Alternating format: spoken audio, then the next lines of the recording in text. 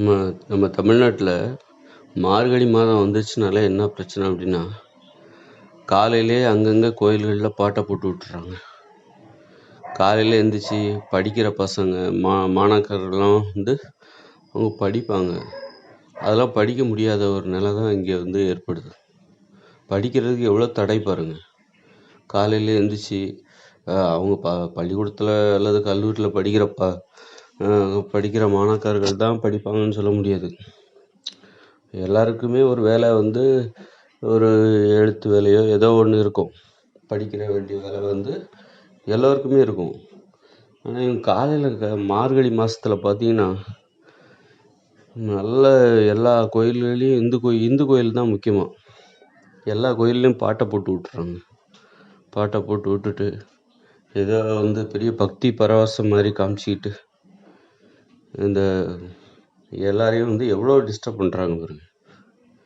காலைல எழுந்துச்சி ஒரு வேலை எதுவுமே செய்ய முடியல. அதாவது வேலைன்னா என்ன, நம்ம எந்திரிச்சு வேலை அது மட்டும் கிடையாது. பசங்க படிக்கிறது இந்த மாதிரியான வேலைகள் தான். இது சின்னவங்களுக்கு இருக்கும், இல்லை பெரியவங்களுக்கு இருக்கும். இந்த மாதிரியான ஒரு இடையூறுகள் எல்லாம் கட்டுப்படுத்தணும். ஒரு மூட நம்பிக்கைகள் தெரியாமல் அவங்க செய்கிற செயல் எவ்வளோ தொந்தரவாக மாறுது பாருங்க. இப்போ இதுக்கெல்லாம் என்ன தீர்வுன்னா, நீ ஒரு கோயிலில் பாட்டு போடுறன்னா அந்த கோயிலில் மட்டும்தான் அது கேட்கணும். ஊர்வலத்துக்கே கேட்குற மாதிரி கிட்டத்தட்ட பார்த்தீங்கன்னா, ஒரு கோயிலில் போடுற பாட்டு சுற்று வட்டாரத்தில் ஒரு 2-3 கிலோமீட்டருக்கு கேட்குது. 2-3 கிலோமீட்டரில் இருக்கிறவன் எவனுமே அந்த காலையில் இருந்துச்சு படிக்கவே மாட்டான். பசங்க எல்லாருமே ஸ்கூலில் படிக்கிறவங்க, காலேஜில் பரீட்சைக்கு படிச்சுட்டு இருப்பாங்க, போட்டித் தேர்வுகளுக்காக படிச்சுட்டு இருப்பாங்க, அவங்க அலுவலக வேலைகளை செஞ்சிட்ருப்பாங்க காலையில். இப்படி ஒவ்வொருத்தருக்கும் ஒரு அமைதியான சூழல் தேவைப்படுது. இவங்க பண்ணுற வேலைனால என்ன ஆகுதுன்னா, மார்கழி மாதத்தில் யாருமே காலையில் எழுந்துச்சி எந்த வேலையும் செய்ய முடியாது. அதாவது படிக்கிறது சம்மந்த மாதிரி இந்த மாதிரியான வேலைகள் எதுவுமே பசங்களை படிக்க விடாமல் பண்ணுறது, சும்மாவே படிக்க மாட்டேங்கிறாங்க. இந்த மாதிரியான டிஸ்டர்பன்ஸ் இதெல்லாம் கண்ட்ரோல் பண்ணணும். ஒரு கோயிலில் பாட்டு போடுறாங்கன்னா அந்த கோயிலுக்குள்ளே மட்டும்தான் கேட்கணும். இப்போ ஒரு வீட்டுக்குள்ளே டிவி போடுறோம், டிவி பார்த்துட்ருக்கோம், அது என்ன பக்கத்து வீட்டுக்கெல்லாமா கேட்குது? பக்கத்து வீட்டு கேட்டால் என்ன சொல்லுவாங்க? பக்கத்து வீட்டுக்காரங்க சண்டைக்கு வர மாட்டாங்களா?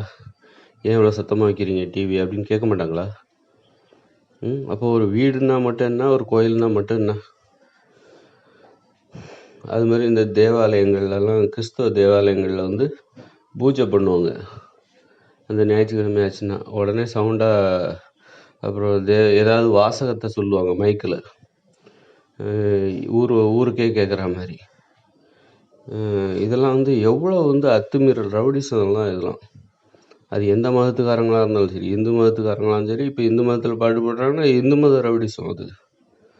கிறிஸ்தவ மதம்னா கிறிஸ்தவ மத ரவுடிசம் அது. மக்களை டிஸ்டர்ப் பண்ணுறாங்க. அவங்க முன்னேற்றத்துக்கு தடை விதிக்கிறாங்க. ஒவ்வொருத்தரும் ஒரு பரீட்சைக்காக படிப்பாங்க, ஒரு போட்டித் தேர்வுகளுக்காக படிச்சுட்டு இருப்பாங்க. இன்றைக்கி தேர்வு இருக்கலாம், தேர்வுக்கு தயார் பண்ணுவாங்க. இப்படி ஒவ்வொருத்தருக்கும் எவ்வளோ வேலைகள் இருக்குது. எவ்வளோ பெரிய முன்னேற்றம் தடைப்படுது பாருங்கள். ஒரு ஒலிபெருக்கி வச்சுட்டா போதும், அந்த ஏரியாவில் உள்ள யாருமே காலையில் பாட்டை போட்டு விட்டால் யாரும் படிக்க முடியாது. அதனால் மத சுதந்திரத்தை கடைபிடிக்கும்போது மற்றவங்களுக்கு இடையூறு இல்லாமல் கடைபிடிக்கணும். அதுதான் அதுக்கு இந்த சட்டம் தான் அதற்கான வேலைகளை செய்யணும். சும்மா அவங்க மனசு புண்பட்டுரும், இவங்க மனசு புண்பட்டுரும், மத பற்று உள்ளவங்களோட மனசு புண்பட்டுரும் அப்படின்னு சொல்லிட்டு அவங்கள எதுவும் செய்யலைன்னா அதனால் எத்தனை பேர் பாதிக்கப்படுறாங்க பாருங்க. பாட்டு கேட்டுட்டா இப்போ காலங்காலத்தில் பாட்டை போட்டு விட்டா ஒரு நாடு முன்னேறிடுமா? ஒரு படித்தா அங்கே ஒவ்வொரு வீட்லேயும் பசங்க படிச்சுட்டு இருப்பாங்க, போட்டித் தேர்வுகளுக்காக படிச்சுட்டு இருப்பாங்க, அலுவலக வேலைகளை செய்ய வேண்டியிருக்கும் காலங்காத்தாலே. அப்போ அந்த மாதிரியான செயல்பாடுகள் தானே ஒரு நாட்டோட முன்னேற்றத்துக்கு உதவும். இந்த பாட்டை போட்டு விட்டா மார்கழி மாதம்னோடனே இவங்க எங்கேருந்து தான் அந்த பக்தியெல்லாம் வரும்போது இல்லை. அந்த குளிரை பார்த்தோன்னே அவங்களுக்கு அப்படி ஒரு பயம், நடுக்கும். குளிரில் நடுங்குவாங்கள்ல, அதுதான் அது. குளிரில் நடுங்கிற மாதிரி உடனே அந்த காலங்காலத்தால் அந்த நடுக்கம் வந்துடும் உங்களுக்கு மார்கழி மாதம்னோடனே. அதனால் இதுக்கெல்லாம் என்ன தீர்வுனா, ஒரு பாட்டு போடுங்க, ஆனால் அந்த கோயிலுக்குள்ளே மட்டும்தான் கேட்கணும். ஒரு கோயிலுக்குள்ளே போடுற பாட்டு கோயிலுக்குள்ளே மட்டும்தான் கேட்கணும்.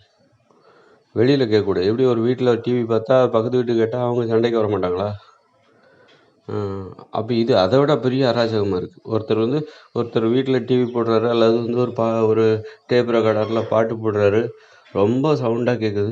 பக்கத்து வீட்டுக்காரங்கள சண்டைக்கு வருவாங்க. அப்போ அது மாதிரி சவுண்ட் அதிகமாக வச்சு கேட்குறவங்களோட நம்ம என்ன சொல்லுவோம்? அராஜகம் தான் சொல்லுவோம்.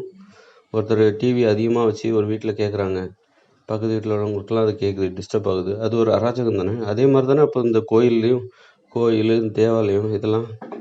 அப்போ இது மிகப்பெரிய இடையூறு. நம்ம சாதாரணமாக நினைக்கிறோம், ஏதோ பக்தி மயமாக மக்கள் இருக்காங்க அப்படின்னு நம்ம நினைக்கிறோம். இது மிகப்பெரிய ஒரு மக்களோட வளர்ச்சியை பாதிக்கிற மிகப்பெரிய விஷயம்.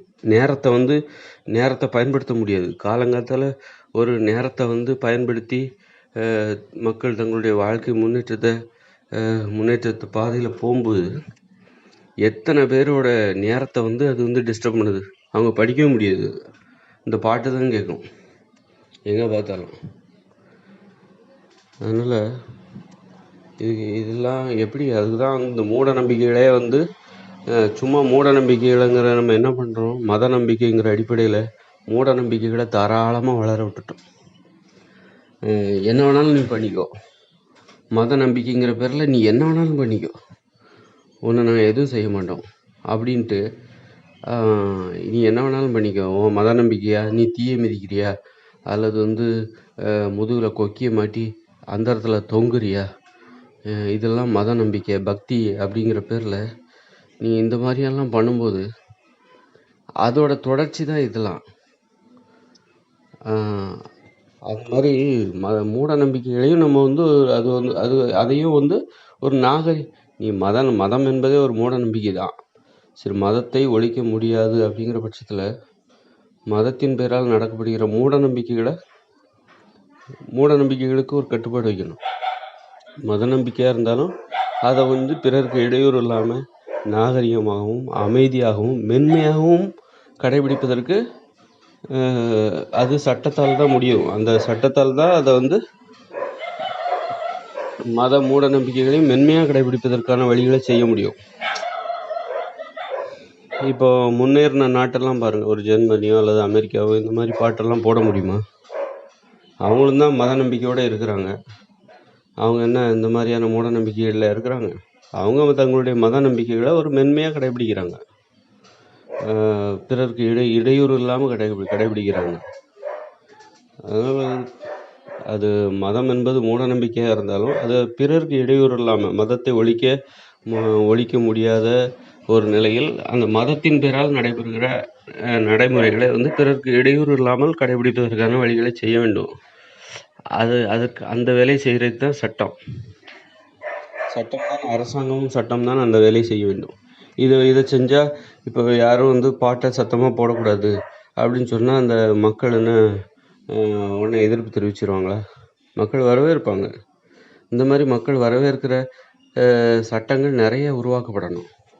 மக்கள் இந்த மாதிரி சட்டங்களெல்லாம் வரவேற்பாங்க. அதை முதல்ல செய்யணும்.